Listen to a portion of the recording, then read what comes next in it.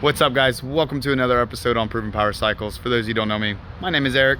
We got Lewis over here. Daryl's inside. He's catching up. We got about 40 messages right now that we're going through. Admittedly, kind of took a little hiatus just for a little bit. I am currently moving my home, and it has been a nightmare. So for those of you who moved, you know what I'm talking about. For those of you who haven't moved, it's very stressful. So regardless though, we basically missed the vlog last week due to me moving. So it is Thursday today, actually. We're back at it. We're busting our butts. And we're gonna have 3 drop-offs in total, but we have 2 here today. We have the 25th anniversary Busa, and then we have 2024, but that one's what, the 40th anniversary? Yeah. All right, so we have 40th anniversary ZX-10 and a 25th anniversary Hayabusa. So we just got these dropped off. We'll go over the bikes real quick. So the Hayabusa is actually, both of these bikes are 100% stock street bikes. Yeah. They were both brought to us, and they both want some mods, and so that we can get them all fixed up and out the door. So with the Hayabusa, this one, and I know we just did a video on this, we understand it's the same color. It's that beautiful burnt orange kind of color, this like tangerine orange with the black. It looks so good, guys. It looks so freaking good. And so we're gonna do the super stock cams on this one, that super stock build, if you will. So we should be expecting around 190. The only difference on this one is we went with the black pentacarbon, so it's gonna be all ceramic coated with the carbon tip. It's gonna look so good. So George's came out beautiful. I think this one will come out great as well. I think it's gonna be. He had the orange tip with the he had the orange tip with the polished exhaust. Yeah, that's right. So yeah, he had the orange carbon tip. That was the only difference. This is going to be the normal gloss carbon tip with the black exhaust. So, but it'll come out tits. I mean, it's going to come out great. These are beautiful bikes in general already. Throwing that exhaust on there will only make it look that much better. With the ZX-10, so we have the 40th anniversary ZX-10 over here. With this bad boy, he did the Akrapovic mid pipe, and so it's a link pipe or a mid pipe with the actual muffler. And then we're just doing little things. We're gonna delete the steering dampener. He's got an aftermarket one that we're putting on there. Let me get a little closer. He's got an aftermarket steering dampener, so we're gonna remove this Öhlins, the stock one, this factory one, and then we'll install his aftermarket one. What did he go with? Do you know? Okay, there's a few different brands out there, guys, but we'll go over all that. He did drop off all of his parts earlier. We're also going to do an ECU flash and dyno tune on this, obviously. And air filter, too? I don't think he brought all his old parts. I don't know if he wanted an air filter. If anything, we'll give him a call and see if he wants to add an air filter. Okay, so there are a few things on the bike that he did say that he was like, throw it in there. Just do it. Oil change. The oil change. Okay, right. So 450 miles, I think he said. Yeah, so this bike only has 446 miles. So he's basically at that threshold of taking in that first oil change. So we're gonna do the first oil change for him, amongst some other handful of little things, and just to make the bike perform a little bit better, make it ride better, make it tune better. We're gonna do those things for him as well. So beautiful bike. I know this is a love-hate, honestly, with so many people. It's a love-hate, but in my opinion, seeing him in person is so much better than what the pictures do it. Honestly, the pictures don't really do the bike any justice. The lines on the bike and everything, they just don't look the same in a camera as they do in person. But the front end looks pretty mean. I love the way they did the front end now. Honestly, at first I hated the front end. In pictures, it was ugly. In pictures, I hated it. And now I have. But in person, it's like, okay, it doesn't look too bad. It actually looks pretty good. It's just this little double chop here, this double point. You know, that quad point makes it look a little goofy to me in person or in pictures. But for aerodynamics, it breaks the wind. Yeah, but again, in person, you know, and it's cool. They have these air ducts coming up in here. You got an air duct coming up in there, kind of thing. And again, this is all. Oh, look at that. He's got a dragonfly. Aw, poor little guy. That sucks. Oh. Oh well. So, but again, guys, a beautiful bike. There's really not much else to say. It's a beautiful bike. It really is. The framing, the fact that they did this like titanium coating on the framing and everything. Yeah, and the white. Look at the white. Yeah, the white is beautiful. It is gorgeous. I don't know if you guys can see that or not in the video. Yeah, you can kind of see it in the video, but it's got a lot of pearl in the white. The blue is more of a not a flat, it's gloss, but there's no pearl, there's no flake in the blue, no pearl, no flake in the green. These are more or less like just solid colors, but that pearl looks so good. So, all right, guys. Well, we'll update you here in a little bit. We have another bike in the trailer here for diag work. We got another ZX-10 on the dyno right now, getting a little touch up. And we got some more stuff going on. We'll take you inside and show you around. All right, guys, so we're back inside now. And on the dyno, we have a 2023 ZX-10R, all blacked out. So he's here just for a little diagnostic. He could not get the bike started, and he was having problems getting it to kick over, honestly. So, you know, and this is a great little teaching segment I should do here. I always like teaching you guys a little something on every video. I always like giving you a little tidbit of either advice or something that you guys can walk away with, some kind of value that I'm giving you guys. And one of the biggies on this particular bike, and not just this bike, but we have another ZX-10 over here as well, another Gen 6. But something that we hear a lot, and a lot of shops misdiagnose certain things too because they're ignorant of how ECU flashing and dyno tuning works. But what I'm getting at is a lot of times people are going, hey, I have a problem with my tune. And it's like, all right, well, just describe the issue that you're having in general. And I'm not particularly saying that this gentleman here or the gentleman behind me or in front of me, I'm not particularly saying that any of these bikes that these people are blaming me. This is what they are being told, and this is what we hear a lot. And I mean, I probably get at least 1 to 2 calls a day about how somebody thinks, whether it be us or somebody else, that the tune broke something on the bike, right?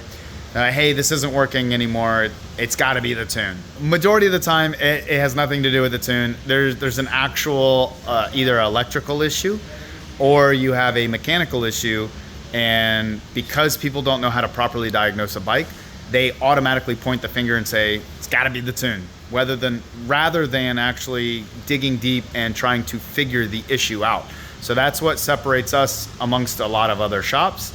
We actually will take the time to go through and diagnose it.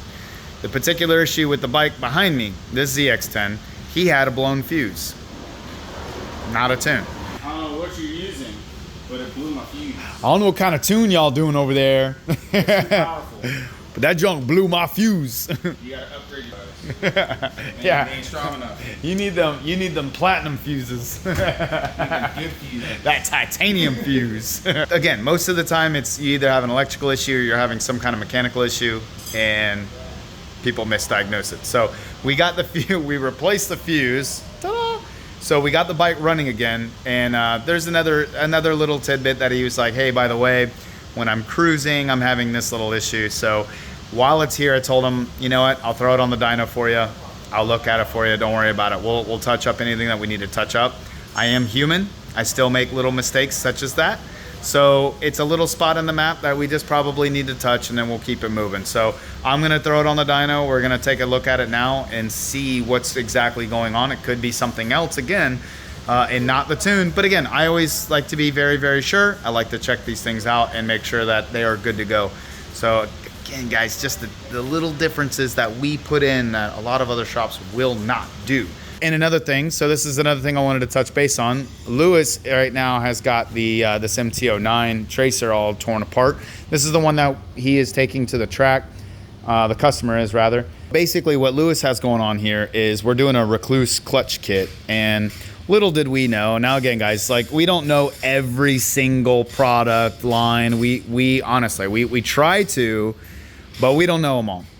So when we were going through this kit, we thought it was just an outer basket replacement, reinstall clutch, kind of call it a day. But apparently, it's a lot more in depth than that. So we had to actually grind off the pins on the flywheel and reinstall onto the new billet outer basket and Loctite it, as you see Lewis doing now. We're red Loctiting it and reinstalling it. So there's a little bit more in-depth procedure here than what meets the eye. So, and we're also gonna do the forks and the rear suspension on this guy. And there's a couple other little goodies that he included. I don't remember everything off the top of my head. We're gonna have to go through the bike and go through the work order and see, but quite a few things going on with this bike. We just got gaskets and a few little oddballs in for the ZX-14R rebuild. So as you can tell, this thing is getting very, very close now. We have the cylinder head that we still need to fix.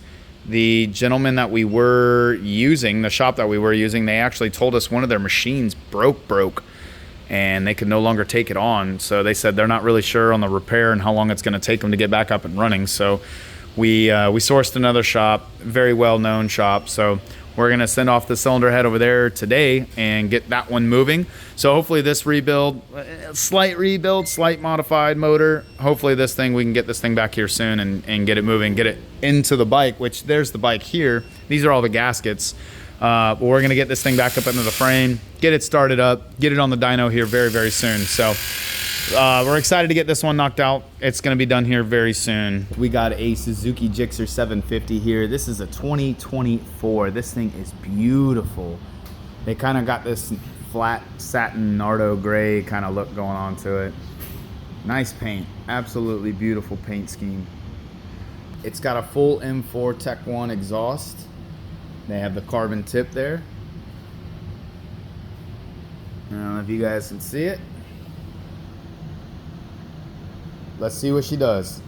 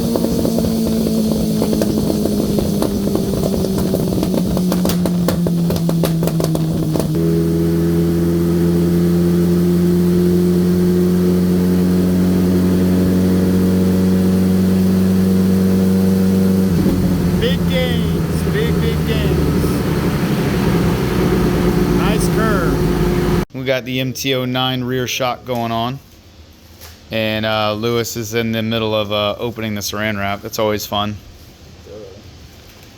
Dude, I swear, this is what I should do to all my friends and family on Christmas. Zip ties are better. Zip tie and saran wrap. You know, like how they have crocheting? I'm gonna do that with zip ties and just connect them all together.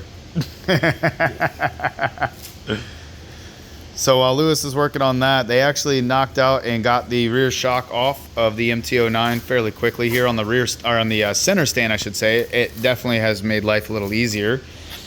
And for those of you kind of new to the channel, they're on the floor because we got a couple of project bikes on the lifts, admittedly. We need a few more lifts. If you guys want to sponsor us for some lifts, let us know. That'd be killer.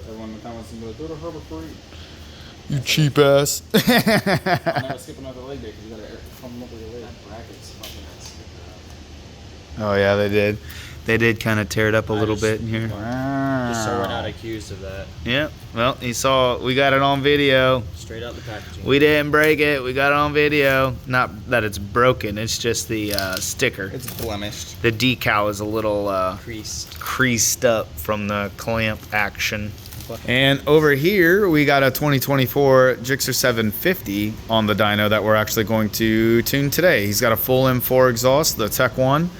And we were supposed to have an air filter, but it's on back order from Brock's. And when we spoke to Brock's, they said, yeah, we shouldn't expect them until, what'd they say, mid-August? Mid-August. Wow. Yeah, mid-August, which is pretty late in the year. Like another month from now, which is pretty nuts. Now, we put this order in about a month ago, so that just tells you how backlogged they are in general on all this stuff. So, and we put an order in for a few of these along with some other filters. But anyway, yeah, they're back ordered until about August for those of you who were wondering about that. It is a Sprint PO8 air filter for this. That's why I mentioned Brock's. They're one of the main distributors for Sprints. So we got the rear shock all installed here with the overflow and the mounting bracket. So we had to finagle this. It wasn't orientated the right way.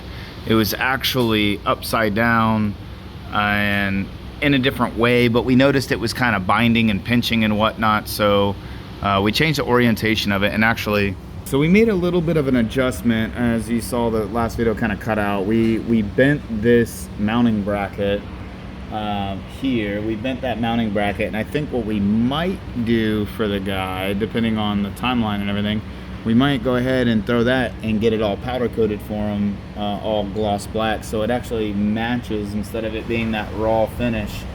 We're probably gonna go ahead and powder coat it black for the guy and make it look nice and sleek. So now we have clearance here too, so you notice now we have no rubbing here. This is on the metal, just ever so slightly. Actually, no, it's not, is it? Is it completely clear? Yeah, you could fit a feeler gauge through that. Okay, yeah, look, so guys, this is kind of one of our tests. We'll put a flashlight through it like this, and if you can see the light through it, it means you know you have some clearance. So yeah, we got clearance. So and this is a banjo, and this is going to be a hard line, basically. Not a hard line, but this is a hard fitting, so it's not going to have any flex in it. And this is going to be where your stainless is, where your flex is, and your coating to kind of cover it to help prevent from breaks. So now that that's all clear and it's not sitting on anything, notice here as well, we have space here. We have space in between this bracket, this mount. And now all this flex, it's not going to be rubbing up against it at all. We have nice trajectory, and it goes straight up into the front there, up into the front of the rear shock. So looks good. Looks very, very good. Very satisfied with that. And so the next thing we're gonna do on this bad boy is the front cartridges. So the recluse clutch is all in. You have to modify the basket with the pins. You gotta take that flywheel off, put it on the recluse clutch outer basket, and then we got the rear shock done, all installed now. Now the last thing the boys need to do is the front cartridges here. So we're gonna take these front forks off here and reinstall springs and cartridges up in there. So this thing should be ready to go here soon. Pretty excited about it. Not our usual cup of tea, but hey, it's another job, and it's pretty fun, honestly. It's been a big learning curve on this one. Been fun.